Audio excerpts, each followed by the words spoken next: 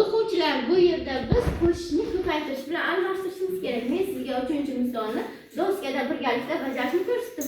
Qaraymiz, bu yerda bir raqamimiz nechta takrorlangan? 7 ta. Buni biz ko'paytirishga aylantirsak nimaga aylanadi? Men bu yerdan doskadan olyapman-da, buni pastiga yopishtiryapman. Bir ko'paygan 7 ham 7 ni bildiradi. Ana endi 3 ta qatordan bir nafardan o'quvchi chiqib, qolganlarini to'g'rilaydi. Xo'p, birinchi qatordan chiqadi Shaydo, ikkinchi qatordan chiqsin Og'abek chiqsin, uchinchi qatordan Shohruh chiqsin.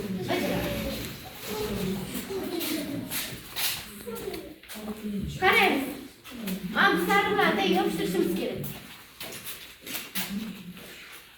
Bitta oqmoq, qaysiga turib kerak?